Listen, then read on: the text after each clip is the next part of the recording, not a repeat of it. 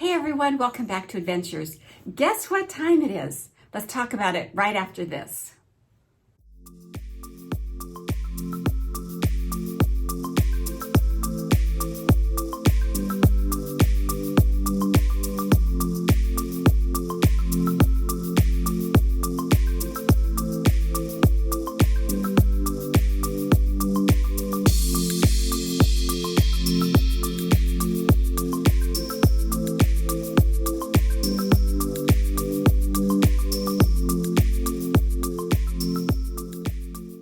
So I had to take off my Alaska jacket because in Southern California, it's 75 today, and that's warm.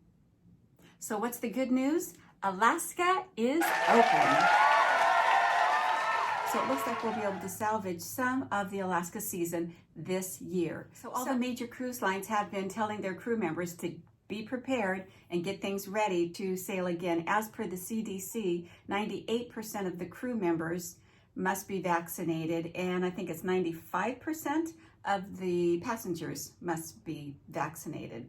So the cruise lines are telling their crew members to get prepared, not only with the vaccination, but with all the other legalities and paperwork we have to do. We haven't been at sea for over a year, so a lot of those maritime permits have expired, as well as our health directives that we have to have in place. So there's a lot to do. Carnival Corporation has 3 of their cruise ships that are actually booking cruises for the month of July and August. There is the Majestic Princess with Princess Cruises. Holland America has the beautiful New Amsterdam ship, and Carnival Cruises has their Miracle. They're all booking cruises for the month of July and August. Now, these are 7-day cruises out of Seattle, Washington. They'll be visiting Ketchikan, Juneau, Skagway, and then beautiful Glacier Bay, then returning back to Seattle, Washington. Now, many of you have asked me, what happened to Canada? Well, if you remember the law that I was telling you about, I'm going to explain a little bit more about that and why we have to forego Canada at this time.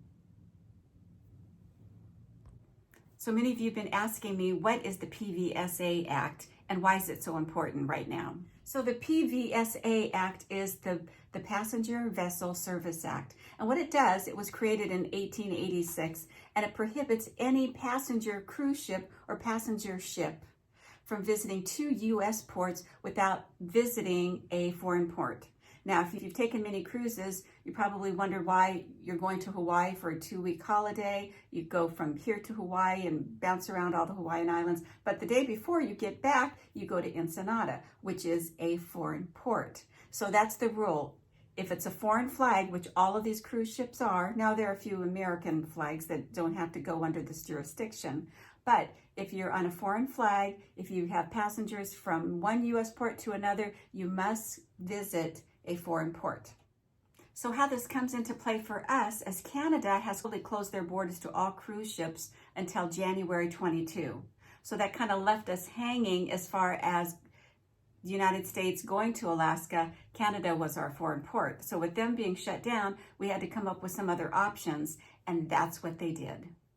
So along with all the heads of the cruise industry and some wonderful governors, they drew up a proposal, and they passed through the House, it passed through the Senate, and actually the president signed off on it. So it has extended the PVSA Act for a year. So now that opens up the United States. We can go from United States port to United States port and not have to visit a foreign port. So that opens up Alaska for us. So there you have it, short and sweet, my little video of the latest cruise news. But please remember that things can change daily for the CDC and the cruise lines. So if you enjoyed my video, make sure you give it a thumbs up and push that subscribe button. Remember, it's free. Push the little bell and you'll be notified anytime I have new videos coming up. Also, remember, I do a lot of treasure hunting, and if you're interested in some of the things that I found, please check out the links below to my Etsy store and my eBay store, always searching for travel items. But for now, as always, ciao for now.